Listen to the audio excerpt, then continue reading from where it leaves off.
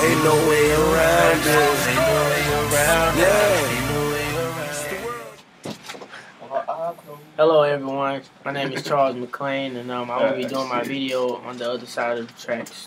I will be interviewing my roommate here, my brother, best friend, Xavier Forney. He was born and raised in Charlotte, and I met him July 15th at GBA. And since I've known him, I've learned a lot about him, so I feel like he should tell his story. I was gang banging heavily, and I got kicked out of school, and I had bad grades and everything. And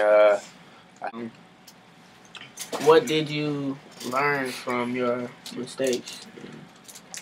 I learned to first of all be myself.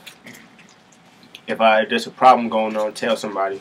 Always. A lot of people get scared to tell somebody when they have problems, but I feel like that's the best thing you got to do in a situation, because when you handle it yourself, things go away. What have you done to develop or change in the last few years? I started really.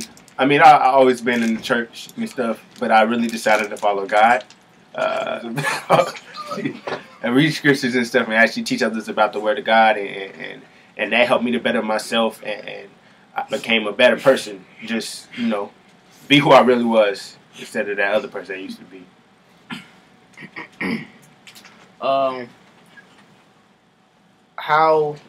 What was life like growing up in Charlotte? Like, how was that for you? I mean, I'm from the north side of Charlotte. I mean, life for me, I was lucky enough to have both of my parents with me, and you know, my family was never separated or anything. But life was real good, but it wasn't as good as it could have been because of the decisions I made. I made my life 10 times harder than what it should have been, and now I'm back on the right track. So what will you continue to do, and you know, like, to keep yourself straight, like to keep you on a narrow straight path, like throughout college and while you growing up? I gotta stay focused. First part, gotta keep trusting the God. You know, not everything's gonna go my way, but if I decide to give up, then that's the end of it. But if I keep striving and keep going strong, then I know I'll be successful.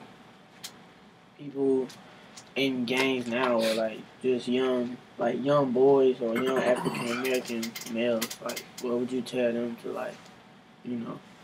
Well, keep them. When I was really hardcore and really going hard, I was the person who knew more about somebody else's stuff than they knew.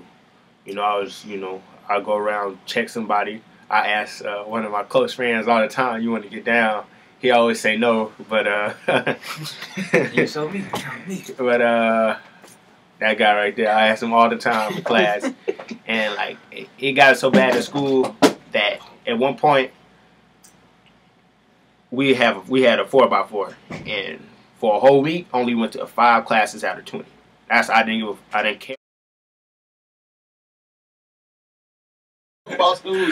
I didn't care about school or anything. You know, I was on my shit, and I think that you know, kids and stuff shouldn't gangbang. It's not good for you. If you do get caught, then you going downtown. Gang related activity is a misdemeanor in Charlotte Mecklenburg Police Department. And if you have a problem, tell, because you don't want to end up like how I did. Because if it wasn't for God, then I would have been still probably locked up. I'd probably be dead by now. Because a lot of people I know who go through those situations are still in jail, or some people who have passed away because they didn't make the right decisions when it came to games. So I think everybody should change, you know, and trust in God. Ain't no way around it. Ball so hard, need ace bands. Living life through these Ray-Bans. Drop 4, whipped up 8, man. How you do that? Got great hands. I ain't seen you niggas like Ray Charles. Figure how I'm drive these 8 cars. Trying to figure how I'm fuck these 8 hoes. Same time creep my bankroll. Broke shit had my vision blurred. So I went and caught me a quarter bird. Got me a job, got work to do. Need a job, nigga, got work for you. Hood love, niggas die by respect. Niggas bleed when they read.